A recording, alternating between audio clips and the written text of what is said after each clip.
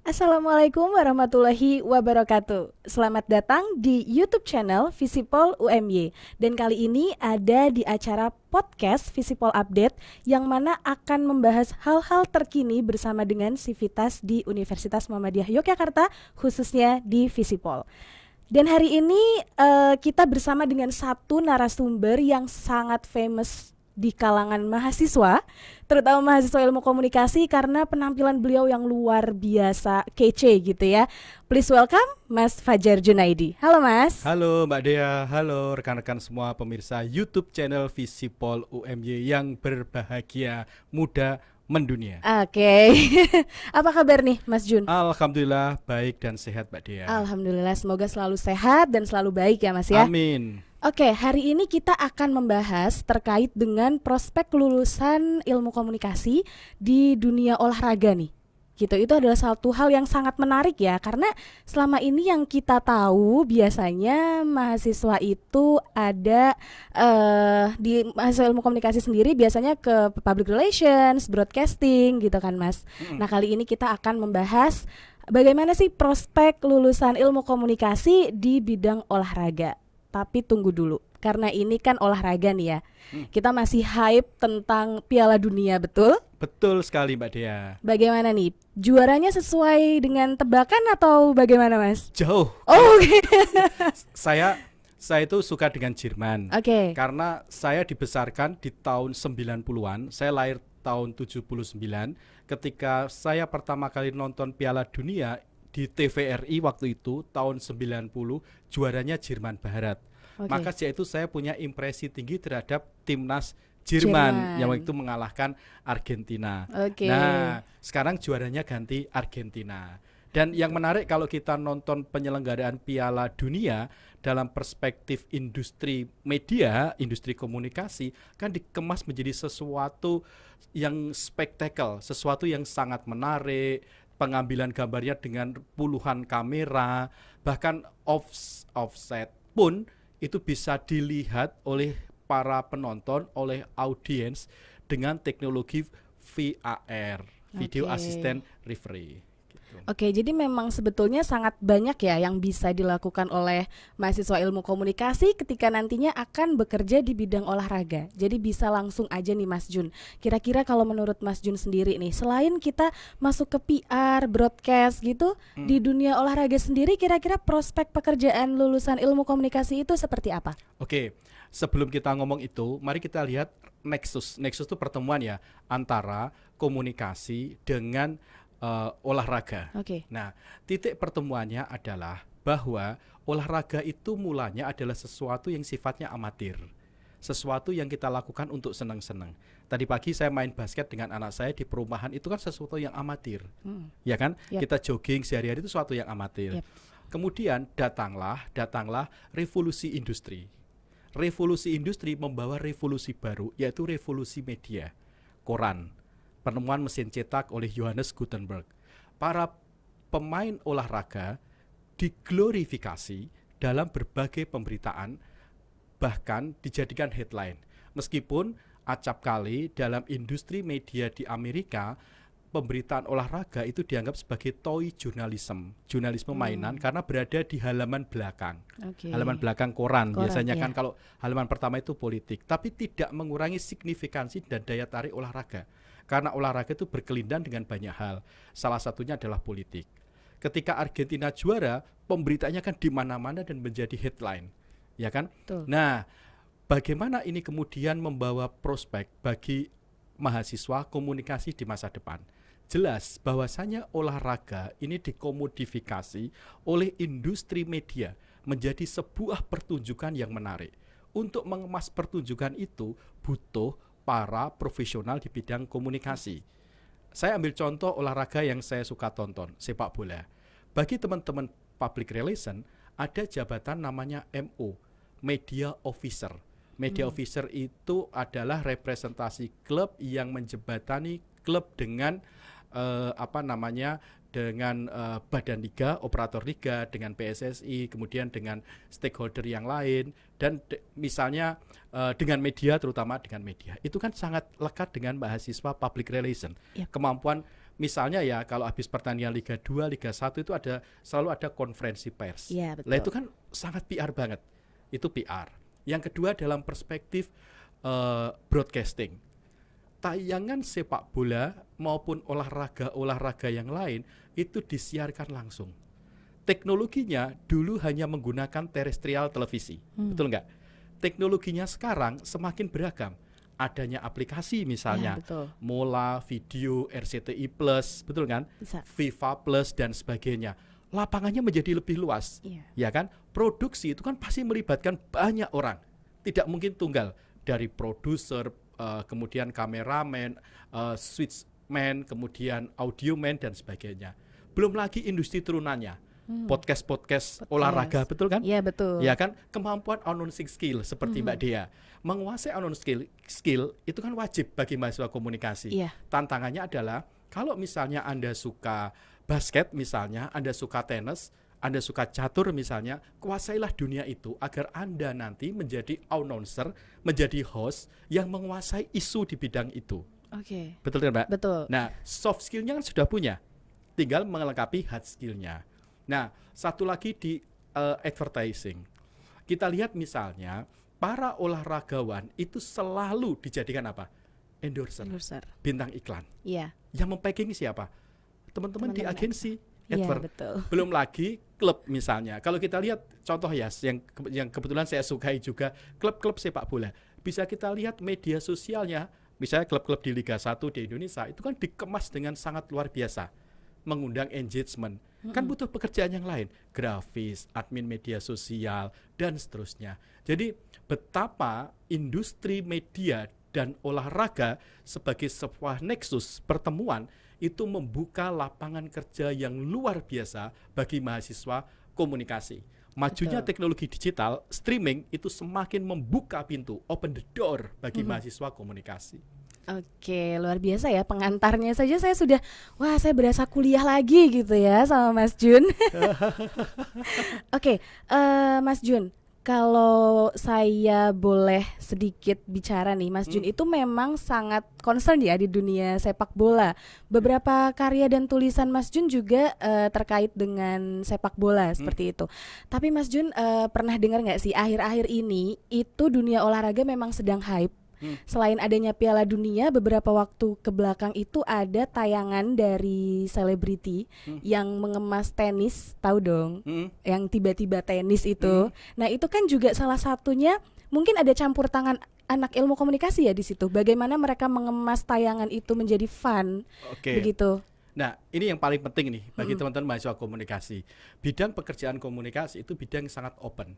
Mahasiswa prodi lain bisa masuk ke sini. Betul nggak? Betul. Makanya hal yang menjadi penting bagi mahasiswa komunikasi yang seperti saya sampaikan tadi, jika kawan-kawan itu suka olahraga tertentu, kuasailah itu dan brandinglah diri Anda menjadi orang yang menguasai di bidang itu. Misalnya, yang bisa dilakukan apa? Pertama, mulai memperbanyak konten. Konten itu bisa menulis, membuat podcast, membuat video analisis dan sebagainya tentang event-event olahraga seperti tiba-tiba tenis kan dikemas. Itu sesuatu yang amatir tapi pun ternyata bisa dikemas dan dijual. Ya kan, dijual luar biasa. Laku sekali ya itu. Betul. Tiba-tiba tenis itu. Nah, yang menarik sebenarnya di UMY ini, kelebihan di UMY dibandingkan di kampus lain, kita tuh kan punya klub Liga 3. Namanya Persatuan Sepak Bola Hizbul Waton UMY.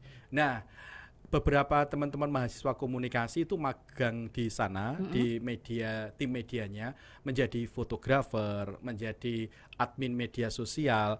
Ini kan bagian dari proses pembelajaran di kampus. This is the real laboratorium buat teman-teman mahasiswa komunikasi. Gitu. Dan banyak, Mbak. Misalnya kayak gini deh. Sebelum pertandingan olahraga kan butuh pre-match analisis. Analisis sebelum pertandingan. Kan butuh orang yang menguasai teknis banget tentang olahraga itu. Tapi hal yang sifatnya teknis ini harus bisa disampaikan menjadi sesuatu yang menarik. Misalnya dikemas dalam bentuk infografis. Betul kan? Betul. Dikemas dalam bentuk narasi. Nah itu kan pekerjaannya teman-teman mahasiswa komunikasi. Cuman pesan saya satu, bidang pekerjaan komunikasi itu sangat terbuka. Sangat terbuka. Makanya teman-teman harus benar-benar menguasai isunya, hard skill-nya. Oke. Nah, Mas Jun, kalau kita mau melakukan pendekatan gitu ya ke komunitas ataupun ke bidang olahraga sebelum kita masuk nih ke dalam dunia tersebut, kira-kira siapa sih orang pertama atau stakeholder pertama yang bisa kita ketuk gitu untuk mencari informasi terkait pekerjaan di sana pastinya? Sebenarnya informasi itu cukup banyak ya. Kalau teman-teman mau searching di media sosial, tapi pesan saya satu, hal yang paling penting adalah dekatilah ekosistem. Itu selalu pesan saya pada mahasiswa komunikasi. Misalnya, Anda tertarik untuk menjadi announcer di bidang sepak bola, maka dekatilah announcer yang sudah ada. Dekatilah stasiun TV atau penyedia jasa streaming yang menyiarkan itu agar Anda dikenal. Ya kan? Makanya yang selalu saya bilang pada teman-teman mahasiswa, prodi ilmu komunikasi ini adalah hub, titik temu.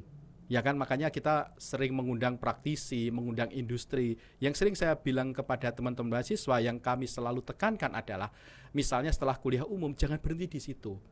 Teman-teman harus rajin membangun networking itu.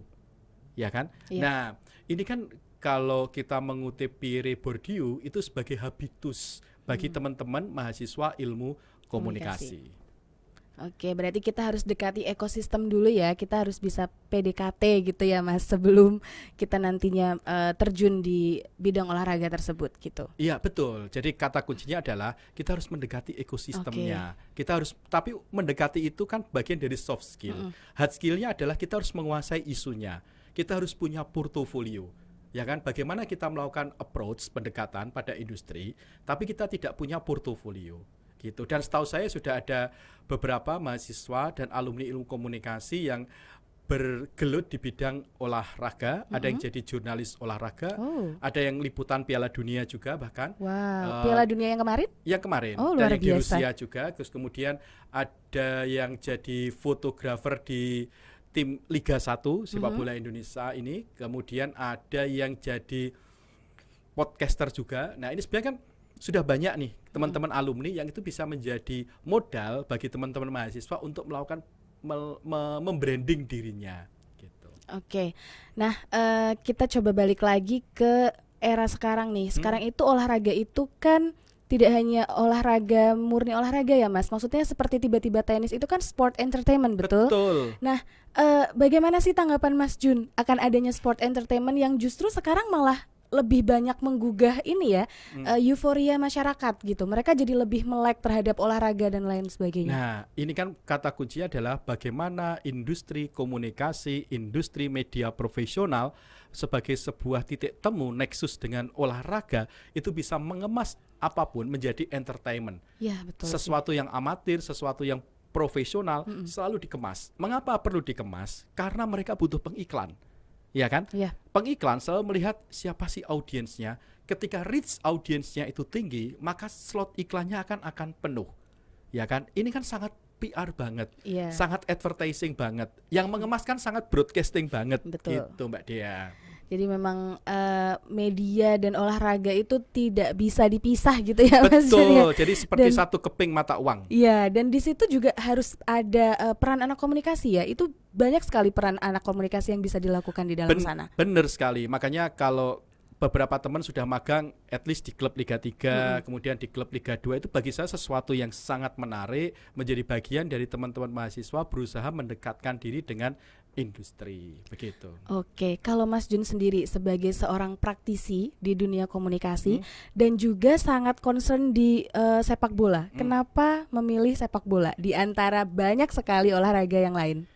Kalau saya cerita tadi, ketika saya kecil, kita sebenarnya imaji kita terhadap olahraga itu terbentuk ketika kita pertama kali terpapar media. Misalnya, saya suka sepak bola karena tahun 90-an euforia sepak bola. Ya kan? Kemudian di tahun 90-an juga awal saya nonton Liga Serie A. Mengapa saya suka Inter Milan misalnya. Kemudian di pertengahan 90-an awal gitu mulai ada Liga Inggris, dan waktu itu MU mulai berkuasa. Mengapa itu saya suka MU? Dan itu sebenarnya kan terjadi pada generasi-generasi sekarang. Anak saya misalnya suka dengan Spurs, suka dengan Barcelona, dan dia sangat suka dengan Argentina. Ya, kemarin karena ketika nonton TV, anak saya yang paling kecil, yang dilihat kan adalah Argentina yang juara, gitu. Dan itu kan semua dikemas. Yang mengasih siapa? Industri komunikasi. Iya betul. Tapi kemarin waktu Argentina menang nggak berantem dong sama anaknya? Enggak. Soalnya kan Jerman udah kalah di penyisian. Saya pikir jadi ada ini ya cekcok antar anak bapak ya hanya karena Piala Dunia gitu. Oke Mas Jun, kalau ngomongin tentang pekerjaan, pasti kita juga akan berbicara terkait income yang kita dapat gitu ya. Apakah ketika kita bekerja di bidang olahraga itu pendapatannya itu akan setara dengan pekerjaan di bidang komunikasi pada umumnya? Tentu saja iya ya. Apalagi gini, kalau kita bicara tentang ranah pekerjaan, kita bisa merujuk apa yang disebut sebagai peta okupasi komunikasi. Ya kan? Di peta okupasi komunikasi itu kan sudah ada banyak bidang-bidang pekerjaan dan level-level pekerjaannya. Ya kan, dari level 1 sampai level 9. Nah, beruntungnya bagi mahasiswa ilmu komunikasi UMY sebelum lulus itu dibekali dengan sertifikasi kompetensi yang terlisensi oleh Badan Nasional Sertifikasi Profesi. Ada 3 skema yang sekarang sudah berjalan, yaitu Producer TV, kemudian Strategic Planner, dan Public Affairs Analyst, dan satu lagi yang akan menyusul yaitu PR Coordinator. Dan sertifikasi ini kan menjadi modal yang sangat berharga bagi teman-teman. Mengapa? Sertifikasi dari BNSP ini kan pengakuan dari industri terhadap kemampuan kompetensi kita. Betul. Di bidang profesi tertentu. Betul. Gitu. Berarti jangan khawatir ya untuk masalah income atau cuan gitu. Kalau jangan sekarang khawatir loh. Bahkan sebenarnya ya teman-teman tuh bisa berwirausaha dari sekarang. Misalnya gini, teman-teman suka dengan olahraga tenis misalnya. Kemudian teman-teman buat video analisis tentang pertandingan tenis. Untuk membuat video analisis kan butuh kemampuan editing. Betul. Kemampuan membuat naskahnya, mengemas naskah ya. Mengemas ceritanya, ya, kemampuan untuk announcing skill. Ya kan? Teman-teman upload di YouTube, penontonnya banyak. Ya kan? Teman-teman bisa mendapatkan dari situ. Ya kan? Iya, teman-teman bisa menjadi konten kreator di berbagai media juga. Ya kan? Apalagi media-media platform user generated content beberapa kan memberikan feedback kepada para pengisinya, konten kreatornya jika kontennya dibaca oleh banyak orang. Jadi sebenarnya writerpreneurship ya kan itu kan sangat-sangat terbuka. Salah satunya di ranah olahraga bagi mahasiswa ilmu komunikasi. Luar biasa sekali ya. Karena memang saya itu bukan tidak tertarik sih, saya tertarik sama olahraga, tapi mungkin karena lingkungan saya juga tidak banyak ya yang membicarakan olahraga. Jadi ketika saya berkesempatan podcast bareng Mas Jun ini jadi terbuka, terus wah lumayan juga nih cuannya nanti. Gitu ya. Nah Mas Jun, ada nggak pesan untuk mahasiswa ilmu komunikasi yang nantinya akan terjun di dunia pekerjaan untuk masuk ke bidang olahraga? Apa nih pesan dan tipsnya mungkin supaya bisa bertahan dan diterima di industri pekerjaan? Oke. Pertama, bagi teman-teman mahasiswa ilmu komunikasi, teman-teman harus qofah, menguasai isu tertentu yang itu menjadi kelebihan, jadi unique selling point teman-teman sebelum masuk industri. Misalnya teman-teman ini suka dengan sepak bola, suka dengan basket, kuasailah isu itu. Tidak harus menjadi pemain basket, pemain sepak bola maupun olahraga yang lain, tapi menjadi praktisi, menjadi profesional dalam industri yang berelasi dengan olahraga yang teman-teman sukai. Kalau itu passion kita, tentu saja akan menjadi lebih bersemangat bagi kita. Yang kedua adalah sertifikasi profesi kompetensi itu menjadi sesuatu yang sangat penting di era sekarang. Karena apa? Industri semakin menuntut adanya standar, ya kan? Meminta adanya pengakuan yang dinamakan sebagai sertifikasi. Yang ketiga, mulailah untuk membangun portfolio sejak teman-teman kuliah. Dan itu bisa diintegrasikan dengan mata kuliah. Contoh misalnya, teman-teman yang ngambil konsentrasi broadcast. Teman-teman membuat mata kuliah film dokumenter, bisa membuat film dokumenter tentang atlet. Ya kan misalnya itu kan jadi modal sosial bagi teman-teman sebelum masuk ke dunia kerja begitu. Baik, mungkin salah satunya juga jangan lupa mendekati komunitas tadi ya Mas Jun ya. Betul, kita harus paling penting adalah teman-teman harus dekat dengan ekosistem. Iya, betul. Kampus itu tidak boleh menjadi sebuah ranah yang terisolasi dari ekosistem. Oke. Makanya kami di Prodi yang selalu kami dengungkan adalah Prodi Ilmu Komunikasi UMY ini adalah hub dari mahasiswa, dosen, kita sebagai kampus dengan pihak-pihak di luar, dengan Badan Nasional Sertifikasi Profesi, BAN PT, pasti itu kan stakeholder utama kita BAN PT, kemudian dengan industri-industri yang relevan, dengan kawan-kawan alumni dan berbagai pihak yang menjadi kolaborator kita. Oke, itu luar biasa sekali. Ini saya jadi mendapatkan insight baru juga ya dari Alhamdulillah. Mas Fajar Junaidi, luar biasa. Baik, demikian podcast kita. Nggak kerasa ya Mas Jun ya. Emang kalau misalkan kita seru gitu tuh kadang waktu itu berjalan sangat cepat gitu ya. Jadi teman-teman, demikianlah podcast dari Visipol Update UMY. Semoga apa yang kita bicarakan bisa menjadi bekal dan juga bisa bermanfaat bagi kita semua. Mas Jun mungkin mau menyapa teman-teman atau mengucapkan selamat tinggal dulu gitu di akhir sesi ini. Terima kasih Mbak Dia, teman-teman semua, senang bisa ketemu di YouTube ini. Jangan lupa subscribe, komen, dan like. Siap. Oke. Open your mind dengan podcast ini. Iya, jadi kita tadi sebelum mulai open your mind gitu ya, tagline-nya ya. Mungkin bisa nih habis ini kita pakai open your mind. Baik, terima kasih Mas Jun atas waktu dan kesempatannya. Terima kasih teman-teman yang sudah nonton. Jangan lupa nanti di like, komen, dan di subscribe. Kami berdua izin pamit. Terima kasih. Wassalamualaikum warahmatullahi wabarakatuh. Bye.